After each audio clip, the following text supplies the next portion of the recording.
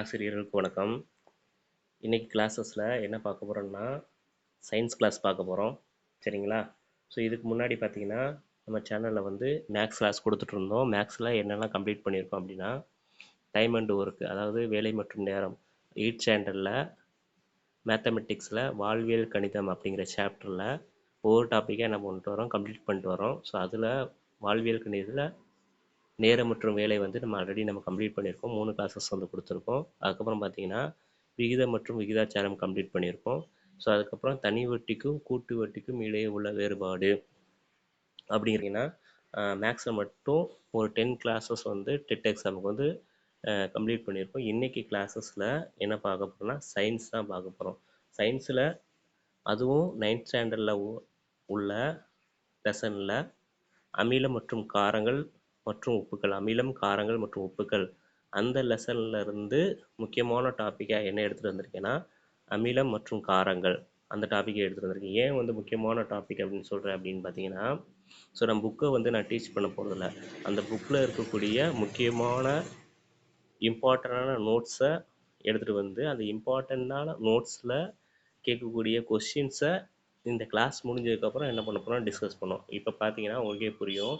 So இப்போ பார்த்தீங்கன்னா இங்கே உள்ள முக்கிய குறிப்புகளும் கொடுத்துருக்கேன். அந்த லெசன்ஸ் 9th ஸ்டாண்டர்டில் அமிலம் காரம் மற்றும் உப்புக்கள், அந்த லெசனில் உள்ள முக்கியமான கீ பாயிண்ட்ஸ் மட்டும் என்ன பண்ணியிருக்கேன்னா எடுத்து வந்திருக்கேன். சரிங்களா? ஃபஸ்ட்டு வந்து கொடுத்துருக்காங்க அமிலங்கள். ஸோ அமிலங்களோட நேச்சர் வந்து கொடுத்துருப்பாங்க. ஸோ அதுக்கப்புறம் அமிலங்கள் வந்து எதுலெல்லாம் ப்ரெசென்ட் ஆகிருக்கு, நம்ம டே டு டே லைஃப்பில் யூஸ் பண்ணக்கூடிய சப்ஸ்டன்ஸில், அதாவது ஆப்பிள், ஆரஞ்சு, டேமரைண்ட், சரிங்களா? அப்புறம் நம்ம யூஸ் பண்ணக்கூடிய மில்க்கு, தயிர், ஸோ இந்த மாதிரியான சப்ஸ்டன்ஸில் என்ன அமிலங்கள் இருக்குது. ஸோ இதெல்லாம் முக்கியமான கொஸ்டின்ஸு.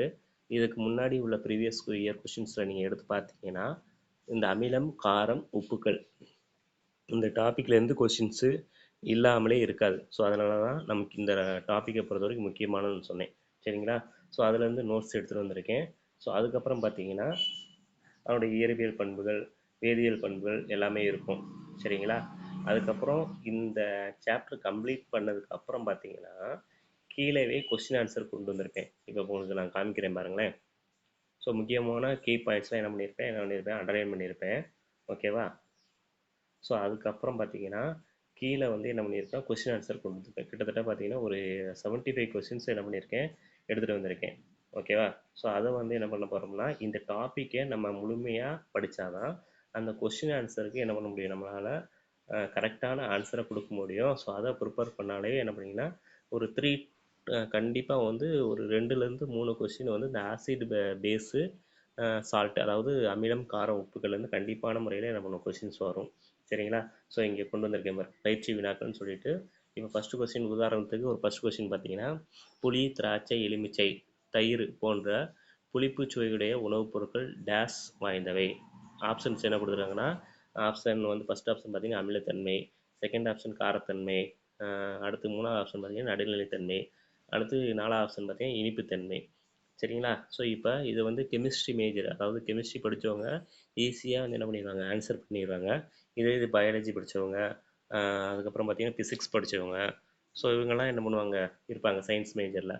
அதுக்கப்புறம் பாட்னி சுவாலஜி தனியாக செப்பரேட், இவங்களுக்கெல்லாம் இந்த மாதிரியான கொஸ்டின்ஸ் கொஞ்சம் கஷ்டம் தான். ஸோ இது ஆன்சர் பண்ணணும்னா ஃபஸ்ட்டு நம்ம அந்த உள்ள டாபிக் உள்ள நோட்ஸை வந்து ரிவைஸ் பண்ணிவிட்டு, ஸோ அதுக்கப்புறம் உள்ள இதில் உள்ள கொஸ்டின்ஸை நம்ம வந்து என்ன பண்ணலாம், ஆன்சர் பண்ண ட்ரை பண்ணாமல் நம்ம ஈஸியாக இருக்கும். வெறுமனே நம்ம கொஸ்டின் ஆன்சரை மட்டும் படிக்கிறது வந்து அதுக்கு அந்த அளவுக்கு கரெக்டாக இருக்காது.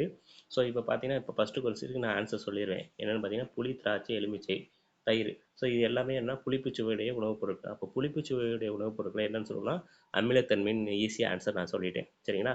ஸோ இப்போ ஏன் அப்படி சொல்கிறேன்னா முன்னாடி உள்ள கண்டென்ட்டை நம்ம படித்தோம்னா இதில் உள்ள ஆன்சரை ஃபுல்லாக நம்ம என்ன பண்ணிடலாம், நம்ம ஈஸியாக என்ன பண்ணிடலாம்ப்பா ஆன்சர் பண்ணிடலாம். கிட்டத்தட்ட பார்த்தீங்கன்னா ஒரு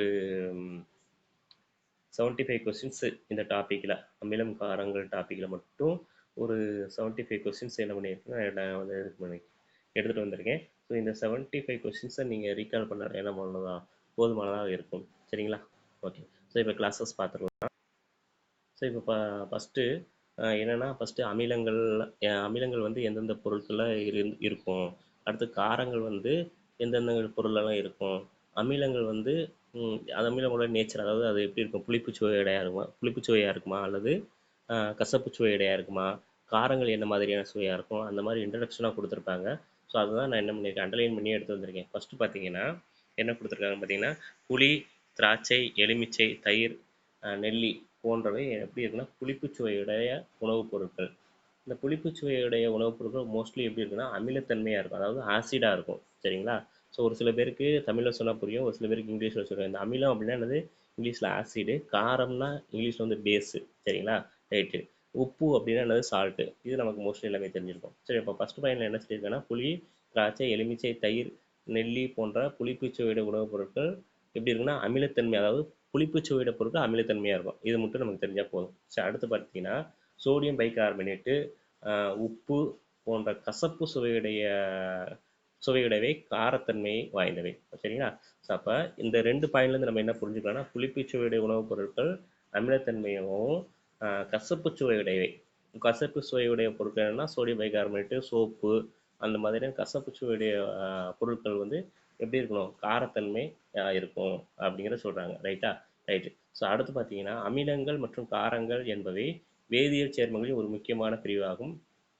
குளியலுக்கு பயன்படுத்தும் சோப்பு முதல் சமையலறையில் உள்ள வினிகர் வரை அனைத்திலும் காரங்கள் மற்றும் அமிலங்கள் உள்ளதுன்னு சொல்லியிருக்காங்க. ஸோ இப்போ நம்ம டே டு டே லைஃப்பில் நம்ம வீட்டில் யூஸ் பண்ணக்கூடிய, நமக்கு குளிக்கிறதுக்கு யூஸ் பண்ணக்கூடிய சோப்புல இருந்து நம்ம சமையலறையில் யூஸ் பண்ணோம்ல வினிகர்னா என்னது, இந்த ஊறுகாய் தயாரிக்கிறதுக்கு பயன்படுத்தக்கூடிய ஒரு சப்ஸ்டன்ஸ் தான் என்னது, வினிகரு. சரிங்களா? ஸோ அதில் எல்லாத்துலேயுமே என்ன இருக்குன்னா, என்ன இருக்குது, காரங்கள் இருக்குது அண்டு என்னது, அமிலங்கள் இருக்குன்னு சொல்கிறாங்க. இப்போ சோப்பில் என்ன இருக்குன்னா, சோப்பில் வந்து என்ன இருக்கும், காரங்கள் இருக்கும். சரியா? அடுத்து பார்த்தீங்கன்னா வினிகரில் என்ன இருக்குன்னா என்ன இருக்கும், அமிலங்கள் இருக்கும். அவ்வளோதான். அடுத்து பாருங்கள், ஆஸ்பிரின் என்ற வலி நிவாரணி ஒரு அமிலமாகும். ஸோ ஆஸ்பிரின்ங்கிறது என்னது, ஒரு டேப்லெட்டு. ஸோ அந்த ஆஸ்பிரின்ங்கிற டேப்லெட்டு எதுக்கு போடணும், நம்ம பெயின் கில்லராக யூஸ் பண்ணுவோம். சரிங்களா? ஸோ அதில் என்ன இருக்குன்னா என்ன இருக்குது, அது வந்து ஒரு அமிலம். அது அப்போ ஆஸ்பிரின்ங்கிற டேப்லெட் வந்து என்னது, ஒரு அமிலம். சரிங்களா? நெக்ஸ்ட்டு அமில நீக்கியாக பயன்படும் மருந்து ஒரு காரமாகும். அப்போ அமிலம் நீக்கி அப்படின்னா உங்களுக்கு ஒரு உதாரணத்தோட சொல்கிற பாருங்களேன். இப்போ எறும்பு கடிக்குதுன்னு அப்படின்னு வச்சுக்கோங்களேன். இந்த எறும்போட கொடுக்கில் என்ன இருக்குன்னா ஒரு ஆசிட் இருக்கும். சரிங்களா? எறும்போட கொடுக்கில் இருக்கக்கூடிய ஆசிடுக்கு பேர் ஃபார்மிக் ஆசிட், அதாவது ஃபார்மிக் அமிலம். ஓகேவா? அது கடிச்ச உடனே நமக்கு என்ன பண்ணோம், ஒரு மாதிரி இரிட்டேட்டிங்காக இருக்கும். சரிங்களா? இல்லைன்னா ஒரு குளவி கொத்துனா கூட என்ன பண்ணுவோம், அந்த இடத்துல நமக்கு வீங்கிரும், இரிட்டேட்டிங்காக இருக்கும். ஸோ அதை வந்து நம்ம அதுலேருந்து நம்ம அதில் வந்து ரிலீஃப் ஆகணும் அப்படின்னா என்ன பண்ணணும்னா, ஒரு பேஸ் யூஸ் பண்ணுவோம், அதாவது ஒரு காரம் யூஸ் பண்ணுவோம். நம்ம நாட்டு மருந்து என்ன பண்ணுவோம், சுண்ணாம்பு அது மேலே தடவும். அப்போ அந்த சுண்ணாம்புங்கிறது என்ன, காரம். அப்போ அமிலத்தை நீக்கிறதுக்கு நம்ம என்ன யூஸ் பண்ணக்கூடிய ஒரு பொருள் தான் என்னது, காரம் அப்படிங்கிறத சொல்லியிருக்காங்க. சரிங்களா? ரைட்டு. அடுத்து பார்த்தீங்கன்னா உணவில் உள்ள கொழுப்புகளில் அமிலங்கள் உள்ளன. சரியா? நம்ம யூஸ் பண்ணக்கூடிய உணவில் இருக்கக்கூடிய அந்த கொழுப்பில் இருக்கக்கூடிய என்னன்னு சொல்கிறாங்க, அமிலங்கள் உள்ளனன்னு சொல்கிறாங்க. சரியா? அப்போ நம்ம கொஸ்டின் எப்படி கேட்கலாம், உணவில் உள்ள கொழுப்புகள் டேஷ் உள்ளன அப்படிங்கிற கூட கேட்கலாம். அப்போ என்னது, அமிலங்கள் உள்ளன. ஓகேவா? அடுத்து பார்த்தீங்கன்னா செல்லின் அடிப்படை பொருள், நம்ம பாடியில் இருக்கக்கூடிய செல்ஸ் இருக்கு இல்லையா? ஸோ அந்த செல்ஸுக்கு பேஸ் என்னென்னா என்னது, டிஎன்ஏ. அப்போ அந்த டிஎன்ஏல என்ன இருக்குன்னா காரங்கள் உள்ளன அப்படின்னு சொல்லியிருக்காங்க. அவ்வளோதான். ஜஸ்ட்டு ஒரு இன்ட்ரொடக்ஷன். ஓகேவா? ஸோ அடுத்து பார்த்தீங்கன்னா அடுத்து நம்ம கம்ப்ளீட்டாக என்ன பார்க்க போகிறோம், அமிலங்களை பற்றி பார்க்க போகிறோம். சரியா? ரைட்டு. ஸோ அமிலங்களை வந்து பார்க்கும்போது பார்த்தீங்கன்னா அமிலம் என்ற சொல்லானது புளிப்பு என பொருள்படும் அசிடஸ் என்ற லத்தீன் மொழிச்சொல்லிலிருந்து வருவிக்கப்படுது. அப்போ இந்த அமிலங்கிறது வந்து என்னன்னா எதுலேருந்து எடுத்துகிட்டு வந்திருக்காங்கன்னா, இந்த அசிடஸ் அப்படிங்கிற வேர்ட்ஸ்ல தான் எடுத்து வந்திருக்காங்க. அந்த அசிடஸ் அப்படிங்கிற என்னன்னா அது வந்து என்னது, அது ஒரு என்னது, லத்தீன் மொழி. சரிங்களா? ரைட்டு. அடுத்து பாருங்க, ஆல்ரெடி நம்ம பார்த்துட்டோம் அமிலங்கள் வந்து என்ன பண்ணுது, புளிப்புச்சுவையாக இருக்கும். இது ரொம்ப முக்கியமான கொஸ்டின். அமிலங்கள் என்னது, புளிப்புச்சுவையுடையது. காரங்கள் வந்து என்னது, கசப்புச்சுவையுடையது. ரைட்டா? ரைட்டு. அடுத்து இந்த அமிலங்கள் இருக்கு இல்லையா? ஸோ அமிலங்கள் வந்து அதுக்கு உரிய பண்பு என்னன்னா, அமிலங்கள் ஒன்று அல்லது அதற்கு மேற்பட்ட மேற்பட்ட இடப்பெயர்ச்சி செய்யத்தக்க ஹைட்ரஜன் அணுக்களை பெற்றுள்ளன. அப்போ ஒரு அமிலம் இருக்குன்னா அந்த அமிலம் என்ன இருக்கும்னா ஹைட்ரஜன் இருக்கும். அந்த ஹைட்ரஜன் என்ன பண்ணும், கொடுத்துரும், அதை இடப்பெயர்ச்சி செய்யும். சரிங்களா? அப்போ அமிலத்துக்கு என்ன பண்புகள் இருக்குன்னா, ஒன்று அல்லது அதற்கு மேற்பட்ட ஹைட்ரஜனை இடப்பெயர்ச்சி செய்யக்கூடிய பண்பு இருக்கு அப்படின்றாங்க. ரைட்டா? ரைட்டு. இதெல்லாம் கீழே பார்க்கும்போது உங்களுக்கு இன்னும் நல்லாவே புரியும். ஸோ அமிலத்தை நீரில் கரைக்கும் போது ஹைட்ரஜன் அயனிகளை H+ வெளியிடுகிறது. அப்போ ஒரு அமிலத்தை எடுத்து நம்ம வந்து என்ன பண்ணுறோம், நீரில் வந்து என்ன பண்ணுறோம், கரைக்கிறோம், தண்ணியில் வந்து கரைக்கிறோம் அப்படின்னா அந்த அமிலத்திலேருந்து நமக்கு என்ன கிடைக்கும் அப்படின்னா பார்த்தீங்கன்னா இந்த ஹைட்ரஜன் அயனி வந்து கிடைக்கும். அந்த ஹைட்ரஜன் அயனியத்தை நம்ம என்னன்னு சொல்லலாம், H ப்ளஸ்ஸு அப்படின்னு சொல்லுவோம். சரிங்களா? ஸோ இதுவுமே கொஸ்டினாக வர்றதுக்கு நமக்கு வாய்ப்பு உண்டு. அமிலத்தை நீரில் கரைக்கும் போது டேஸ் வெளிப்படுகின்றன அப்படின்னு பார்த்தீங்கன்னா என்ன பண்ணும், H ப்ளஸ் வந்து நமக்கு என்ன பண்ணும், வெளியே போகிறோம். சரி, அப்போ அந்த H ப்ளஸ் தான் என்ன சொல்கிறாங்க, ஹைட்ரஜன் அயனி. ஓகே, சரி, ரைட்டு. இப்போ அமிலத்தை நம்ம தண்ணியில் கரைக்கும் போது, நீரில் கரைக்கும் போது அதுலேருந்து வெளியே வர்றது என்னது, H ப்ளஸ், அதாவது ஹைட்ரஜன் அயனி. அதே காரத்தை வந்து நம்ம வந்து என்ன பண்ணுறோம், தண்ணியில் கரைக்கிறோம். அப்போ இந்த காரத்தை கரைக்கும் போது என்ன வெளியிடுவோம் பார்த்தீங்கன்னா, OH minus. OH minus. So இதுக்கு பேர் என்னன்னா ஹைட்ராக்சில் அயனி. சரி, அப்போ H ப்ளஸ்னா என்னது, ஹைட்ரஜன் அயனி. OH மைனஸ்னா என்னது, ஹைட்ராக்சில் அயனி. அப்போ அமிலத்தை நம்ம தண்ணியில் கரைக்கும் போது வெளிப்படக்கூடியது H ப்ளஸ் அயனி. காரத்தை வந்து நம்ம தண்ணியில் கரைக்கும் போது வெளியிடப்படக்கூடியது OH மைனஸ் அயனி. ரைட்டா? அவ்வளோதான். ஓகேவா? புரிஞ்சிருக்கும்னு நினைக்கிறேன். ஸோ அடுத்து பார்த்தீங்கன்னா, அடுத்து என்ன இருக்குன்னு பார்த்தீங்கன்னா, அடுத்து என்ன இருக்குது, அடுத்த பாயிண்ட் பார்த்தீங்கன்னா ஹைட்ரோக்ளோரிக் அமிலம். உதாரணத்துக்கு என்ன எடுத்துக்கிறாங்க, ஹைட்ரோக்ளோரிக் அமிலம். அதுதான் நம்ம என்ன சொல்லுவோம், HCl அப்படின்னு சொல்லுவோம். HCl என்னது, ஹைட்ரோக்ளோரிக் அமிலம். ஓகேவா? அடுத்து H2SO4, அதோடைய நேம் பார்த்தீங்கன்னா சல்ஃபியூரிக் அமிலம். ஓகேவா? அடுத்து பார்த்தீங்கன்னா HNO3. HNO3னா நைட்ரிக் அமிலம். சரியா? இந்த மூணுமே அமிலம் தான். அப்போ அமிலமானது எந்த ஒரு அமிலத்தை எடுத்துட்டாலும் அதை வந்து நீங்கள் தண்ணியில் கரைக்கும் போது அதுலேருந்து வெளிப்படக்கூடியது என்னதுன்னா ஹைட்ரஜன் அயனி, H+ அயனி வந்து வெளியிடும். சரிங்களா? ரைட்டு. அதுதான் நம்ம இங்கே உதாரணமாக கொடுத்துருக்காங்க. அதுதான் இங்கே என்ன பண்ணியிருக்காங்கன்னா உதாரணமாக கொடுத்துருக்காங்க. உதாரணமாக HCl அப்படின்னா இப்போ தான் சொன்னேன் என்னது, HCl ஹைட்ரோக்ளோரிக் அமிலம். அது ஒரு ஆசிடு. அது வந்து H2 ஆனது நீரில் வந்து கரைக்கிறாங்க. கரைக்கும் போது அது என்ன வெளியிடுதுன்னு பார்த்தீங்கன்னா இங்கே கொடுத்துருக்காங்க பாருங்க. என்ன கொடுத்துருக்காங்க, H++ Cl மைனஸ். ஓகேவா?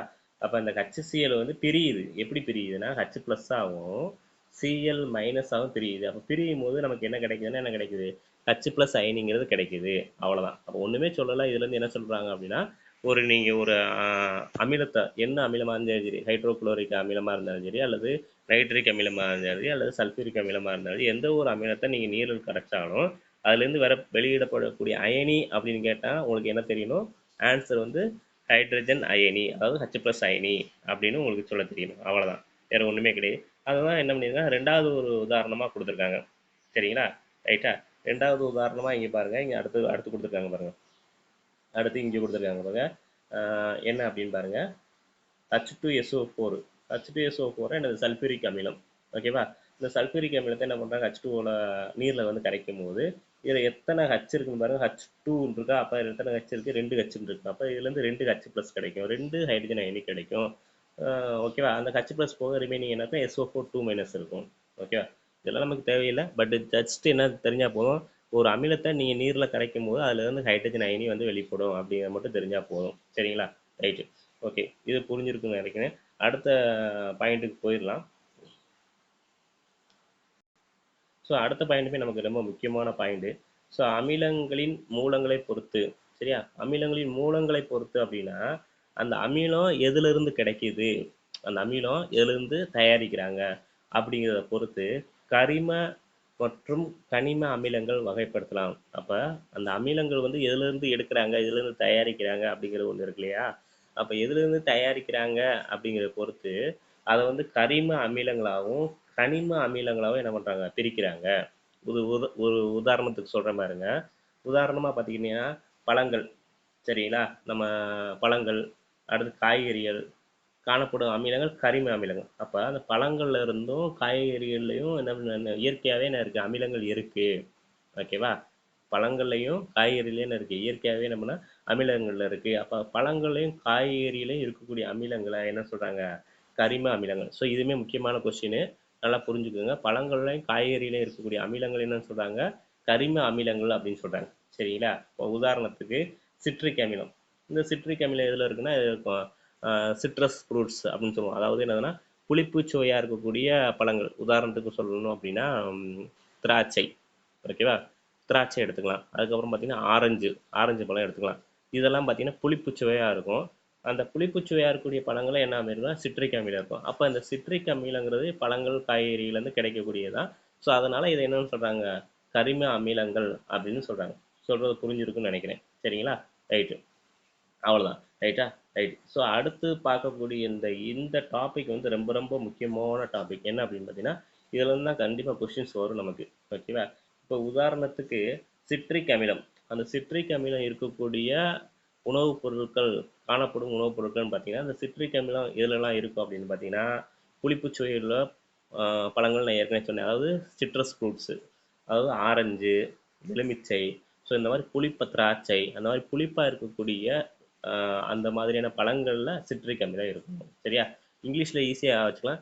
சிட்ரிக் அமிலம், சிட்ரிக் ஆசிட்னா எதுல இருக்கும்? சிட்ரஸ் ஃப்ரூட்ஸ்ல இருக்கும். அப்ப சிட்ரஸ் ஃப்ரூட்ஸ்னா எதுனா ஆரஞ்சு, எலுமிச்சை அந்த மாதிரி தான் சொல்லுவோம். சரிங்களா? ரைட்டு. அடுத்து பார்த்தீங்கன்னா, லாக்டிக் அமிலம். இங்கிலீஷ் வந்து லாக்டிக் ஆசிட்னு சொல்லுவாங்க. அப்ப லாக்டிக் ஆசிட்ல எதுல இருக்கும் அப்படின்னா, பால் பொருட்கள், அதாவது தயிர், பால், அப்புறம் இந்த பால்லேருந்து செய்யக்கூடிய பொருட்கள், தயிர்லேருந்து செய்யக்கூடிய பொருட்கள்லாம் என்ன இருக்குன்னா லாக்டிக் அமிலம் இருக்கும். சரியா? அடுத்து பார்த்தீங்கன்னா, ஆக்சாலிக் அமிலம். ஆக்சாலிக் அமிலம் வந்து எதுல இருக்குன்னா தக்காளி, தக்காளியில் இருக்கக்கூடிய ஒரு அமிலத்துக்கு பேரு ஆக்சாலிக் அமிலம். அடுத்து பார்த்தீங்கன்னா அசிட்டிக் அமிலம், அசிட்டிக் ஆசிட். இது எதுல இருக்குன்னா நம்ம சொன்னேன், முன்னாடியே சொன்னேன், வினிகர். வினிகருங்கிறது நம்ம கிச்சனில் யூஸ் பண்ணக்கூடிய அந்த ஊறுகாய் தயாரிக்கிறதுக்கு, ஊறுகாய் கெட்டு போகாமல் தயாரிக்கிறதுக்கு யூஸ் பண்ணக்கூடிய பொருள் தான் எனது வினிகர். அந்த வினிகரில் என்ன அமிலம் இருக்குன்னா அசிட்டிக் அமிலம் இருக்கும். அடுத்து பார்த்தீங்கன்னா மாலிக் அமிலம், மாலிக் ஆசிட். சரியா? ரைட்டு. இது எதுல இருக்குன்னா ஆப்பிளில் வந்து இருக்கும். ரைட்டா?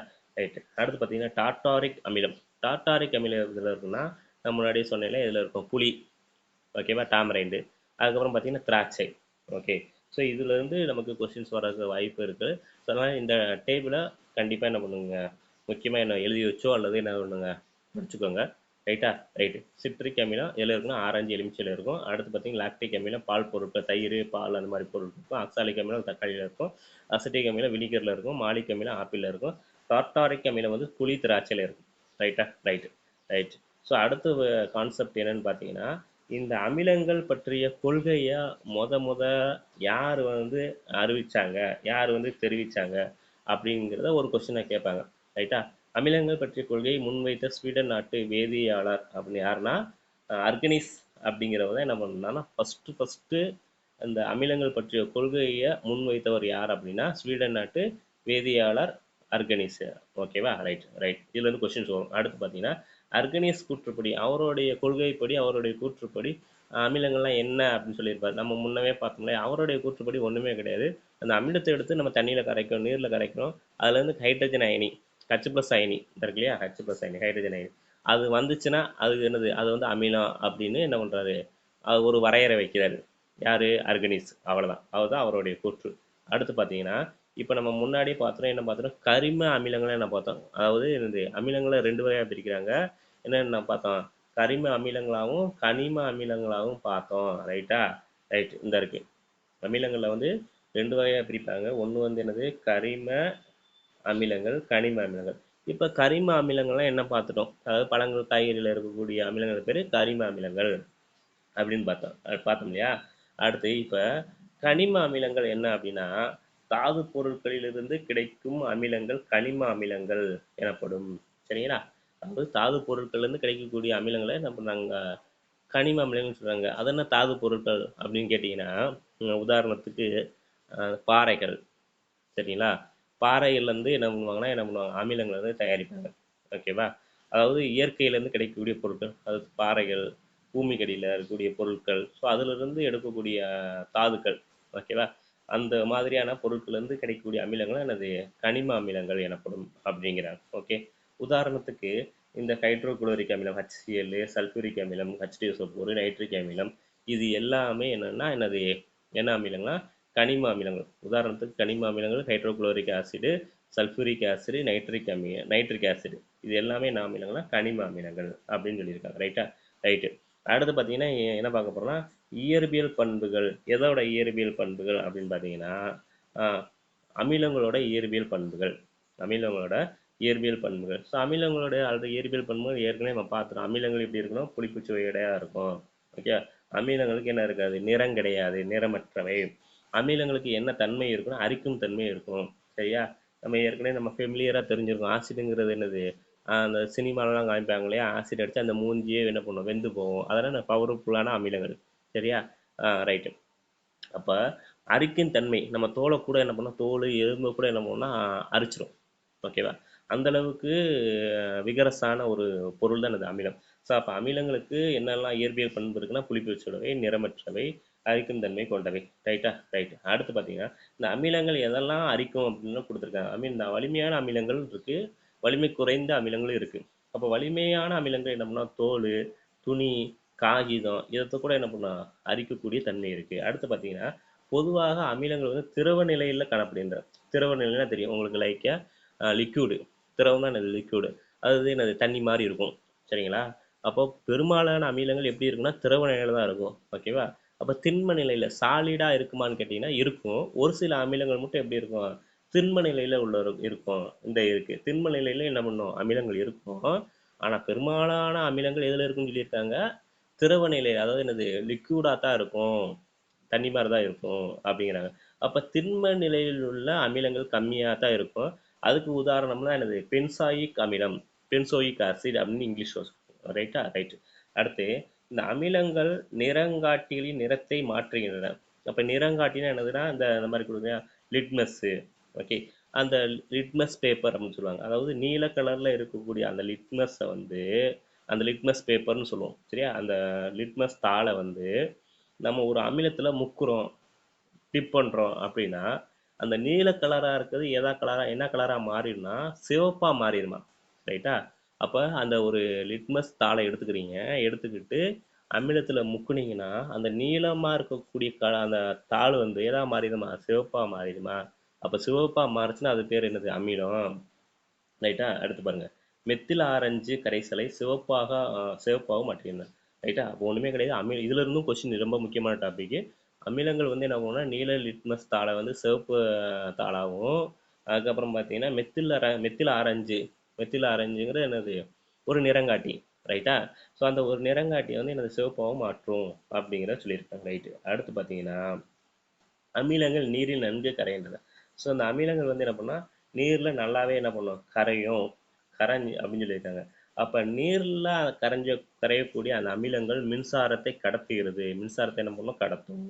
அடுத்து பாருங்க. வயிற்றில் பசியுணர்வு ஏற்பட காரணமாக உள்ள ஹைட்ரோகுளோரிக் அமிலம். இது வந்து ரொம்ப முக்கியமான டாபிக் அப்படிங்க. முக்கியமான லைன். என்ன அப்படின்னா, நம்ம சாப்பிட்ட சாப்பாட டைஜஸ்ட் பண்ணக்கூடிய ரோல்ல பங்குல இந்த ஹைட்ரோகுளோரிக் அமிலங்கிறது ஒரு முக்கியமான பொருள். ஓகேவா? அப்ப இயற்கையாவே நம்ம உடைய வயிற்று பகுதியில என்ன சுரக்கும் அப்படின்னா, ஹைட்ரோகுளோரிக் அமிலம் வந்து இருக்கும். அந்த ஹைட்ரோகுளோரிக் அமிலம் வந்து என்ன பண்ணும்? நம்ம சாப்பிடக்கூடிய சாப்பாட டைஜஸ்ட் பண்ணும். செரிமானம் செய்யக்கூடிய ஒரு தன்மை யாருக்கு இருக்கு அப்படின்னா, இந்த ஹைட்ரோகுளோரிக் அமிலத்துக்கு இருக்கு. ரைட்டா? ரைட். அப்ப வயிற்றில் ஹைட்ரோகுளோரிக் அமிலத்தின் சுரக்கும் அளவு அதிகரித்தால் வயிற்றுப்புண் ஏற்படும். அப்ப இந்த ஹைட்ரோகுளோரிக் அமிலம் சுரக்கிறது வந்து அதிகமாயிருச்சு. எங்க அப்படின்னா, நம்ம வயிற்று பகுதியில இந்த ஹைட்ரோகுளோரிக் அமிலம் சுரக்கிறது வந்து அதிகமாயிருச்சுன்னா, நமக்கு என்ன ஏற்படும்னா என்ன பண்ணும்? வயிற்றுப்புண் ஏற்படும் அப்படிங்கிறத சொல்றாங்க. ரைட்டா? ரைட். ஓகே. ஸோ அடுத்து பாருங்க வேதியியல் பண்பு. அடுத்து என்னது? வேதியியல் பண்பு. அப்ப வேதியியல் பண்புல என்ன சொல்லியிருக்காங்க அப்படின்னா, இதுலயும் கொஸ்டின்ஸ் வர வாய்ப்பு இருக்கு. துத்தநாகம், மெக்னீசியம், அலுமினியம், இரும்பு இதெல்லாம் என்னன்னா உலோகங்கள். அதாவது மெட்டல் அப்படின்னு சொல்லுவோம் இங்கிலீஷ்ல. ஓகேவா? ஸோ இந்த உலோகங்கள் வந்து என்ன பண்ணும்னா, அந்த அமிலத்து கூட வினைபுரியும். சரியா? வினைபுரிஞ்சு வினைபுரிந்து என்னெல்லாம் கிடைக்குன்னா, உலோக உப்புக்களையும் அடுத்து வந்து ஹைட்ரஜன் வாயுவும் தருகின்றன. சரியா? இதுல இருந்து நமக்கு எப்படி கொஸ்டின்ஸ் வர்றாங்க சொல்றேன் பாருங்க. அதாவது என்னது? உலோகங்களும் அமிலமும் வினைபுரியும் போது என்ன வாயு வெளிப்படுகிறது அப்படின்னு கொஸ்டின் வரும். ஓகேவா? அப்ப என்ன வாயு வெளிப்படுகிறது அப்படின்னா ஹைட்ரஜன் வாயு. அதாவது என்னது? H2ங்கிற வாயு என்ன பண்ணும்? வெளிப்படும். அவ்வளவுதான். முக்கியமான கொஸ்டின். ஓகேவா? அதாவது சிம்பிளா சொல்லிடலாம். ஒரு உலோகமும் அமிலம் என்ன அமிலமாக கூட இருக்கலாம். உதாரணத்துக்கு ஹைட்ரோகுளோரிக் அமிலமாக இருக்கலாம், சல்பூரிக் அமிலமாக இருக்கலாம், நைட்ரிக் அமிலமாக என்ன அமிலமாக இருந்தாலும் சரி உலோகமும் அமிலமும் வினைபுரிஞ்சுன்னா நமக்கு கிடைக்கக்கூடியது உலோக உப்புக்களும் அதுலேருந்து வரக்கூடிய வாயு என்ன வாயுனா ஹைட்ரஜன் வாயு. இதுதான் நமக்கு கொஸ்டினாக வரும். ஓகேவா? உதாரணத்துக்கு இங்கே ஒரு உதாரணம் கூட கொடுத்துருக்காங்க. உங்களுக்கு உதாரணத்தை கூட எக்ஸ்பிளைன் பண்ணிடுறேன். அப்போ இசட்டன் அப்படிங்கிற என்னது? ஒரு உலோகம். ஓகேவா? அடுத்து அது வந்து என்ன பண்ணா HCl அதாவது ஹைட்ரோகுளோரிக் அமிலத்து கூட என்ன பண்ணுது? வினைபுரியுது. வினைபுரிஞ்சு ZnCl2 அப்படிங்கிற உலோக உப்பும் ஹைட்ரஜன் வாயுவும் என்ன பண்ணுது? வெளிப்படுது அப்படிங்கிறத சொல்லியிருக்காங்க. ரைட்டா? ரைட்டு. அதே மாதிரி பாருங்க. அடுத்து Fe என்னதுன்னா இரும்பு. அது ஒரு உலோகம். அது வந்து இந்த சல்பூரிக் அமிலத்து கூட வினைபுரிஞ்சு FeSO4 அப்படிங்கிற உலோக உப்புக்களையும் H2 அப்படிங்கிற ஹைட்ரஜன் கேஸையும் என்ன பண்ணுது கிடைக்குது. ஓகேவா? ஸோ அவ்வளோதான். ஓகேவா? ரைட். அப்போ இந்த டாபிக்லேருந்து என்ன வரும் அப்படின்னா, உலோகமும் அமிலமும் வினைபுரிஞ்சுன்னா உலோக உப்புக்களும் எனக்கு வாயு ரிலீஸ் ஆகணும். ஏன்னா வாயு ரிலீஸ் ஆகும். ஹைட்ரஜன் வாயு ரிலீஸ் ஆகும். இதுதான் கொஸ்டின். ஓகேவா? ரைட்டு. அடுத்து பாருங்க.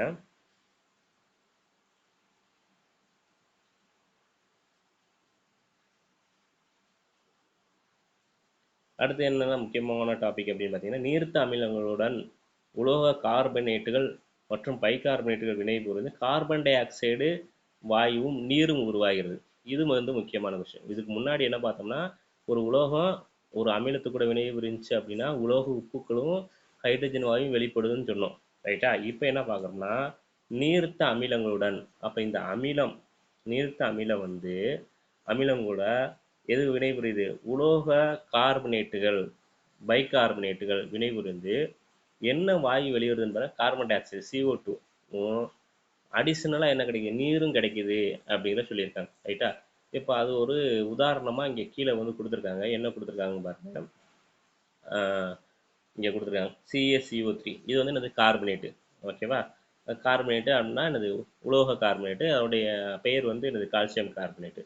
அப்போ இந்த உலோக கார்பனேட் வந்து எது கூட வினைபுரியுதுன்னா என்னது? சல்ஃபூரிக் அமிலத்தோட வினைபுரிந்து என்ன கிடைக்குன்னா என்ன கிடைக்குது? CaSO4. சரிங்களா? அதாவது இந்த கால்சியம் சல்ஃபேட்டு அப்படிங்கிற ஒரு என்னது? உலோக உப்புக்களும் அடுத்து பார்த்தீங்கன்னா CO2 கார்பன் டை ஆக்சைடுங்கிற ஒரு வாயுவும் அது கூட சேர்ந்து என்னது? நீரும் கிடைக்குது அப்படிங்கிறத கொடுத்துருக்காங்க. ரைட்டா? ரைட். ஸோ அடுத்து பார்த்தீங்கன்னா அமிலத்தோட பயன்கள் அப்படின்னு பார்த்தோம்னா, அமிலத்தோட பயன்கள் வந்து கொடுத்துருக்காங்க. நிறைய கொடுத்துருக்காங்க. எதுக்கெல்லாம் யூஸ் ஆகுது அப்படிங்கிறதையும் கொடுத்துருக்காங்க.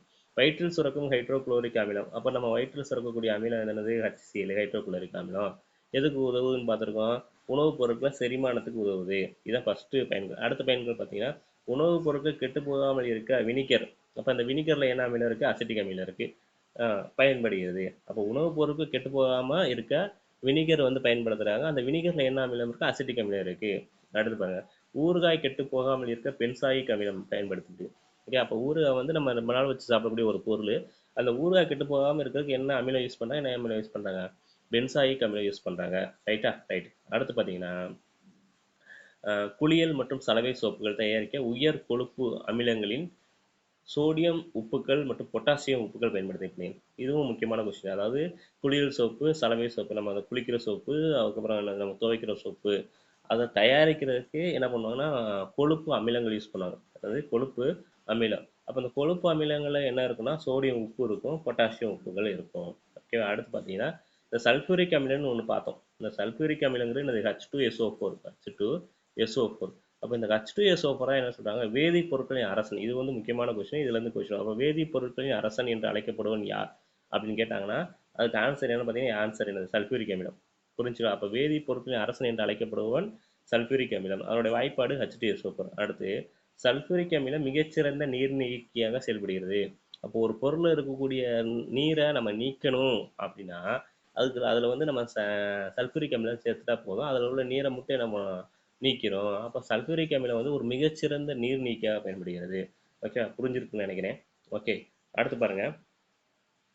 சல்ஃபூரிக் அமிலம் சலவை சோப்புகள், வண்ணப்பூச்சுகள், உரங்கள் மற்றும் பல வேதிப்பொருட்கள் தயாரிக்கும் தொழிற்சாலைகள் பயன்படுகிறது. இப்போ இந்த சல்ஃபூரிக் அமிலங்கிற ஒரு அமிலம் அது எங்கெல்லாம் யூஸ் பண்ணுறாங்க அப்படின்னு கொடுத்துருங்க. அதாவது சலவை சோப்பு தயாரிக்கிறதுக்கு, வண்ணப்பூச்சுகள் அப்படின்னு அது பெயிண்டுகள் தயாரிக்கிறதுக்கு, அதுக்கப்புறம் என்ன உரங்கள், அதாவது ஃபெர்டிலைசரு, யூரியா அந்த மாதிரி ஃபெர்டிலைசர் தயாரிக்கிறதுக்கு, அப்புறம் வேதிப்பொருட்கள் தயாரிக்கும் தொழிற்சாலையில் பயன்படுகிறது அப்படின்னு சொல்லியிருக்காங்க. அடுத்து பாருங்க, ஹைட்ரோகுளோரிக் அமிலம் HCl, நைட்ரிக் அமிலம் HNO3, சல்ஃபூரிக் அமிலம் H2SO4 போன்றவை ஆய்வக காரணியாக ஆய்வக காரணி என்னது? நம்ம லேபில், கெமிஸ்ட்ரி லேபில், ஓகேவா, காலேஜஸில் ஸ்கூலில் யூஸ் பண்ணக்கூடிய அந்த கெமிஸ்ட்ரி லேபில் இந்த அமிலங்கள்லாம் பயன்படுது அப்படின்னு சொல்லிட்டாங்க. ரைட்டாக. அடுத்து உயிரினங்களின் செல்கள் நியூக்ளிக் அமிலங்களை அடிப்படை பொருளாக கொண்டுள்ளன. ஓகே, அப்போ நம்ம எல்லா உயிரினங்களையும் உயிரில் உள்ள அனைத்து பொருட்களும் என்ன இருக்கும்? செல் இருக்கும். அந்த செல்லில் என்ன இருக்குன்னா என்ன இருக்கும்? என்ன அமிலம் இருக்கும்? நியூக்ளிக் அமிலம் வந்து ஒரு அடிப்படை பொருள் அப்படின்னு இருக்காங்க. சொல்ல புரிஞ்சிருக்கும் நினைக்கிறேன். அது உயிருள்ள அனைத்து பொருட்கள்லையும் என்ன இருக்கும்? பயாலஜியில் படிச்சிருக்கோம், செல் இருக்கும். அந்த செல்லில் இருக்கக்கூடிய அடிப்படையான பொருள் என்னன்னா என்னது? நியூக்ளிக் அமிலம். சரியா? ரைட்டு. அடுத்து விலங்கு செல்களில் டிஆக்சி ரிபோ நியூக்ளிக் அமிலம் உள்ளது. அதாவது என்ன சொல்லுவாங்க, டிஎன்ஏ அப்படின்னு சொல்லுவாங்க. அந்த டிஎன்ஏ தான் என்னது, டிஆக்சி ரிபோ நியூக்ளிக் அமிலம். ஓகேவா? இது எங்க இருக்குன்னா எங்க இருக்கும், விலங்கு செல்ல இருக்கும். அப்போ விலங்கு செல்களில் உள்ள அமிலம் அப்படின்னு கேட்டீங்கன்னா என்ன எழுதுவீங்க, டிபோ ஆக்சி சாரி டிஆக்சி ரிபோ நியூக்ளிக் அமிலம். ஓகே. அப்போ தாவர செல்களில் உள்ள அமிலம் என்ன கேட்டிங்கன்னா ஆர்என்ஏ ரிபோ நியூக்ளிக் அமிலம். அவ்வளோதான். அப்போ விலங்கு செல்லில் உள்ள அமிலம் கேட்டாங்கன்னா DNA deoxy ribo nucleic acid. தாவர செல்லில் உள்ள அமிலங்கள் கேட்டாங்கன்னா என்ன எழுதுவீங்க, ரிபோ நியூக்ளிக் அமிலம்.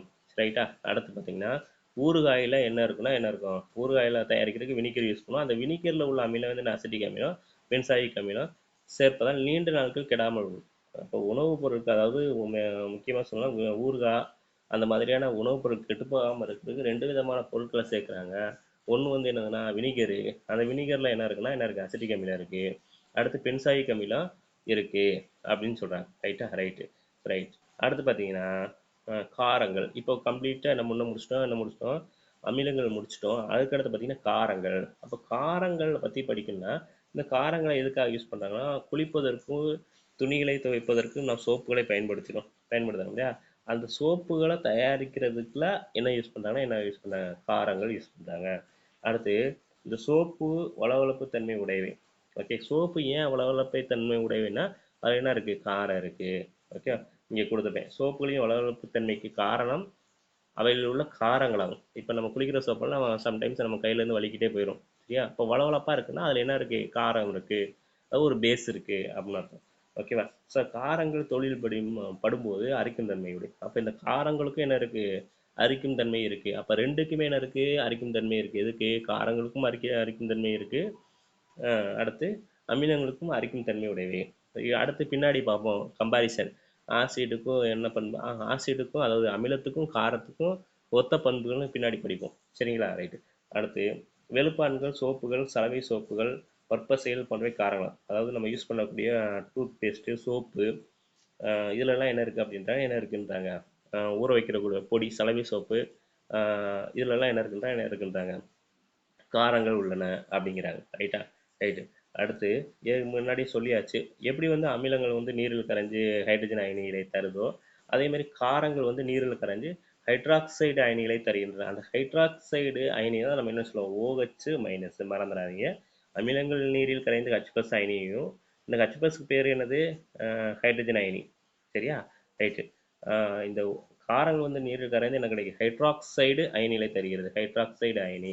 இந்த ஹைட்ராக்சைடு அயனி எப்படி சொல்லுவோம்னா OH மைனஸ் அப்படின்னு சொல்லுவோம். ஓகேவா? இப்போ உதாரணத்துக்கு எதெல்லாம் காரங்கள் அப்படின்னு பார்க்கலாம் அப்படின்னா, எதெல்லாம் காரங்கள் அப்படின்னா என்னது, சோடியம் ஹைட்ராக்சைடு. ஓகேவா? Potassium hydroxide. இதெல்லாம் என்னது காரங்களுக்கு எடுத்துக்காட்டாகும். ரைட்டா? ரைட். இங்கே கொடுத்துருக்காங்க ஒரு சோடியம் ஹைட்ராக்சைடு. சோடியம் ஹைட்ராக்சைடு இங்கே NaOH. ஸோ இது வந்து ஒரு நீரில் H2Oவில் கரைக்கும் போது இது எப்படி பிரியும்னா இதில் என்ன இருக்குது, ஃபஸ்ட்டு Na இருக்குது. அப்போ இதுலேருந்து Na கிடைக்கும். ரைட்டா? அடுத்து என்ன இருக்குன்னு பாருங்கள், OH இருக்கா. அப்போ வந்து OH மைனஸ் தான் கிடைக்கும். அப்போ இந்த OH மைனஸ் தான் என்னது, ஹைட்ராக்சைடு அயனி. அப்போ எந்த ஒரு காரத்தை நீங்கள் கரைச்சாலும் அதில் வந்து OH மைனஸ் வந்து எனக்கு ஹைட்ராக்சைடு அயனி வந்து கிடைக்கும் அப்படிங்கிற உதாரணமாக கொடுத்துருக்கேன். அடுத்து கீழே KOH பொட்டாசியம் ஹைட்ராக்சைடை H2Oவில் நீரில் கரைக்கும் போது நமக்கு எப்படி கிடைக்கும், K+ம் OH மைனஸும் கிடைக்கும் அப்படிங்கிறத சொல்லியிருக்காங்க. ரைட்டா? ரைட்டு. அடுத்து பாருங்க, நீரில் கரையும் காரங்கள் அல்கலிகள் என்று அழைக்கப்படுகின்றன. இதுவும் முக்கியமானது. ஓகேவா? அப்போ எல்லா காரங்களும் என்னது, நீரில் கரையாது. இது முக்கியமான பாயிண்ட், நல்லா கவனிங்க. நீரில் கரையக்கூடிய காரங்களுக்கு பேர் என்னது, அல்கலி. ஓகே. நீரில் கரையக்கூடிய காரங்களுக்கு பேர் அல்கலி. அப்போ எல்லா காரங்களும் நீரில் கரையுமான்னு கேட்டால் கரையாது. அப்போ எந்த காரங்கள்லாம் நீரில் கரையுதோ அதுக்கு பேர் தான் என்னது, அல்கலி. ஓகேவா? ரைட்டு. உதாரணத்துக்கு சோடியம் ஹைட்ராக்சைடு, பொட்டாசியம் ஹைட்ராக்சைடு, இவங்கெல்லாம் என்னது, அவங்களாம் என்னது, அல்கலிகள். ஏன்னா அவங்க என்ன பண்ணுவாங்க, ஈஸியாக என்ன பண்ணுவாங்க, நீரில் கரைஞ்சிருவாங்க. சரியா? ரைட்டு. அப்போ நீரில் கரைக்கும் போது ஹைட்ராக்சைடு அயனிகளை தராத சில வேதிப்பொருட்களும் எனது காரங்களாகும். ஓகேவா? அப்போ நீரில் கரையும் போது ஹைட்ராக்சைடு அயனியில் குடிச்சுன்னா அது பெரிய காரங்கள். அப்போ ஒரு சில காரங்கள் இருக்குது நீரில் கரையும், ஆனால் அதுலேருந்து என்ன கிடைக்காது, OH மைனஸ், அதாவது ஹைட்ராக்சைடு அயனி கிடைக்காது. ஆனால் அதுவும் என்ன சொல்கிறாங்க, காரங்கள்னு சொல்கிறாங்க. அப்போ அந்த மாதிரியான காரங்களுக்கு எடுத்துக்காட்டு தான் என்னது, sodium carbonate. Sodium bicarbonate, calcium carbonate, இவங்கெல்லாம் என்னது காரங்கள் தான். ஆனால் இவங்க வந்து என்ன பண்ணுவாங்கன்னா நீரில் கரைக்கும் போது அதுலேருந்து என்ன கிடைக்காது, ஹைட்ராக்சைடு அயனி OH மைனஸ் வந்து கிடைக்காது. ரைட்டா, ரைட்டு. அடுத்து பாருங்க, அதாவது இதெல்லாம் என்னதுன்னா என்னது, இதெல்லாம் ஒரு காரங்கள். இந்த காரங்கள் காணப்படும் பொருட்கள் வந்து கொடுத்துருக்காங்க. இதுவும் முக்கியமானது. எப்படி வந்து அமிலங்கள் வந்து ஆஹ், கிடைக்கக்கூடிய காணப்படும் பொருட்கள் பார்த்தோமோ, என்னென்ன பழங்கள்ல இருக்குது காய்கறியில் இருக்குன்னு பார்த்தோமோ, அதே மாதிரி காரங்கள், இந்த காரங்களுக்கு கிடைக்கக்கூடிய இருக்கக்கூடிய பொருட்களை பார்க்க போகிறோம். உதாரணத்துக்கு மெக்னீசியம் ஹைட்ராக்சைடு மெக்னீசியம் பால்மில் இருக்கும், சோடியம் ஹைட்ராக்சைடு சலவை சோப்பில் இருக்கும், அம்மோனியம் ஹைட்ராக்சைடு ஜன்னல்கள் சுத்தம் செய்வதற்கு பயன்படும் கரைசல்கள் அதில் இருக்கும், கால்சியம் ஹைட்ராக்சைடு சுண்ணாம்பு நீரில் இருக்கும், பொட்டாசியம் ஹைட்ராக்சைடு சோப்பில் இருக்கும் அப்படிங்கிறத கொடுத்துருக்காங்க. ரைட்டா, ரைட்டு. ஸோ அடுத்து பாருங்கள், இந்த காரங்களோட என்னது இயற்பியல் பண்புகள் கொடுத்துருக்காங்க. அப்போ காரங்களோட இயற்பியல் பண்புகள் என்னது, காரங்கள் பொதுவாக திண்ம நிலையில், அதாவது சாலிடாக தான் இருக்கும், திரவமாக இருக்காது. ரைட்டா, ரைட்டு. அடுத்து பாருங்கள், சில காரங்கள் திரவ நிலையிலும் உள்ளன. ஓகேவா, அதாவது நம்ம ஆசிட் எப்படி பார்த்தோம், ஆசிட் மேக்ஸிமம் எப்படி இருக்கும், திரவமாக தான் இருக்கும். ஒரு சிலது திண்மமாக இருக்கும். அதுக்கு அப்படியே நேர்மாறல் எப்படின்னா என்னது, அப்படியே என்னது ஆப்போசிட்டு. எப்படின்னா நான் பண்ண எப்படி பாருங்கள், காரங்கள் வந்து எப்படி இருக்கும், பொதுவாக எப்படி தான் இருக்கும், திண்மமாக தான் இருக்கும். ஒரு சிலது மட்டும் எப்படி இருக்கும், லிக்விடாக இருக்கும், திரவ நிலையில் இருக்கும். அப்போ திரவ நிலையில் இருக்கக்கூடிய காரங்கள் என்னென்னு பார்த்தீங்கன்னா அமோனியம் ஹைட்ராக்சைடு, கால்சியம் ஹைட்ராக்சைடு. ரைட்டா, அடுத்து காரங்களுக்கு என்ன தன்மை இருக்கும், வளவளப்பு தன்மையோட இருக்கும் அப்படின்னு சொல்லியிருக்காங்க. காரங்கள் என்ன பண்புகள் இருக்கும், கசப்பு தன்மையை உடையதாக இருக்கும், காரங்கள் அரிக்கும் தன்மை கொண்டவை, தோல் மீது அடிக்கடி படும்போது வலிமை மிகுந்த கொப்பளங்கள் ஏற்படுகின்றன. அப்போ காரங்கள் வந்து அடிக்கடி நம்ம தோலில் பட்டுக்கிட்டேச்சுன்னா என்ன கொப்பளங்கள் வரதுக்கு வாய்ப்பு. இந்த காரங்கள் வந்து என்னது, நிறமற்றவை. சரியா, அடுத்து பாருங்க, இந்த காரங்கள் வந்து அந்த நிறங்காட்டி எந்த நிறங்காட்டி எந்த நிறமாக மாற்றும் அப்படின்னு கொடுத்துருக்காங்க. சரியா, அப்போ இந்த காரங்கள் வந்து சிவப்பு லிட்மஸ் தாளை வந்து அந்த காரத்தில் முக்கணும்னா அந்த சிவப்பு நிறமாக இருக்கக்கூடிய அந்த லிட்மஸ் தாள் வந்து என்னவா மாறும், நீல நிறமாக மாறும். ரைட்டா, அதுக்கப்புறம் மெத்தில் ஆரஞ்சு கரைசலை மஞ்சளாகவும், மெத்தில் ஆரஞ்சு கரைசலை வந்து என்ன இந்த காரங்கள் வந்து என்ன பண்ணும், மஞ்சளாக மாற்றும். ஃபினாப்தலின் கரைசலை வந்து என்னது இளஞ்சிவப்பாக என்ன பண்ணும் மாற்றும். இது வந்து கொஷின்ஸ் வரும். ரைட்டா, ரைட்டு. அடுத்து, இந்த காரங்களில் வந்து நீரில் கரைஞ்சக்கூடிய காரங்கள் என்ன பண்ணும், மின்சாரத்தை கடத்துகிறது. ரைட்டா, அடுத்து பாருங்க, வேதியியல் பண்புகள் கொடுத்துருக்காங்க. என்ன வேதியியல் பண்பு, உலோகங்களுடன் வினை. அப்போ இந்த காரங்கள் வந்து என்ன பண்ணும், உலோகங்களுடன் வினை புரியும். ரைட்டா, வினை புரிஞ்சு என்ன கிடைக்குன்னா என்ன கிடைக்கும், அங்கே பார்த்தோமா அமிலத்தில் பார்த்த மாதிரியே இங்கே தான் இதே அதே மாதிரி தான் ஹைட்ரஜன் வாயு தருகிறது. அப்போ அமிலங்களும் காரங்களும் உலோகங்களுடன் என்ன பண்ணணும், வினை புரியும். இங்கே வந்து ஒரு இம்பார்ட்டன்ட் பாயிண்ட் என்னன்னா, பொதுவாக காரங்கள் உலோகங்களுடன் வினை புரியவில்லை. அதாவது பொதுவாக அங்கே வந்து அமிலங்கள் வந்து என்ன பண்ணணும், உலோகங்களோட வினை புரிந்து உலோக உப்புக்களையும் அதுக்கப்புறம் என்ன பார்த்தோம், H2 ஹைட்ரஜன் வாயுவும் கொடுக்க முடியும். ஆனால் இங்கே வந்து பொதுவாக காரங்கள் என்ன பண்ணும், உலோகம் கூட வினை புரியாது அப்படின்னு சொல்லிட்டாங்க. அப்போ ஒரு சில உலோகங்களுக்கு கூட மட்டும்தான் வினை புரியும். என்ன அந்த ஒரு சில உலோகம் அப்படின்னா அலுமினியம், துத்தநாகம் போன்ற உலோகங்கள் சோடியம் ஹைட்ராக்சைடு, சோடியம் ஹைட்ராக்சைடுங்கிற என்னது ஒரு காரம், அது கூட வினை புரிந்து சோடியம் அலுமினேட்டையும் ஹைட்ரஜன் வாயுவும் தருகிறது. அதான் இங்கே கொடுத்துருக்காங்க. அப்போங்கிறது அலுமினியங்கிறது என்னது ஒரு உலோகம் ஏழு, NaOHன்னு என்னது அது ஒரு காரம் சோடியம் ஹைட்ராக்சைடு, ரெண்டு வினை புரிஞ்சு அது கூட என்ன நீர் இருக்கும், நீரை சேர்த்துக்குவாங்க. வினை புரிஞ்சு என்ன கிடைக்கும், நமக்கு வந்து சோடியம் அலுமினேட் அப்படிங்கிற ஒரு உப்பும் ப்ளஸ் என்னது ஹைட்ரஜன் வாயுவும் கிடைக்கும் அப்படிங்கிறத சொல்லியிருக்காங்க. ரைட்டா, ரைட்டு. அடுத்து பாருங்க, அலோக ஆக்சைடுடன் அலோக ஆக்சைடுகளுடன் வினை. அப்போ இந்த காரங்கள் வந்து என்ன பண்ணுன்னா அலோக ஆக்சைடுகளுடன் வினை. அலோகனா என்னது, நான் மெட்டல். சரிங்களா, அப்போ இந்த நான் மெட்டல் அலோக ஆக்சைடுடன் மட்டும் என்ன பண்ணும், அந்த காரங்கள் வினைபுரிந்து உப்பு மற்றும் நீரை தருகிறது.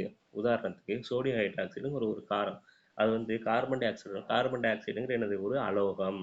ஓகேவா, வினைபுரிந்து சோடியம் கார்பனேட்டை தருகிறது. இங்கே கொடுத்துருக்காங்க. அப்போ சோடியம் ஹைட்ராக்சைடு ஒரு காரம், அந்த CO2ங்கிறது என்னது கார்பன் டை ஆக்சைடு, அது வந்து என்னது ஒரு அலோகம், அதாவது ஒரு நான் மெட்டலு.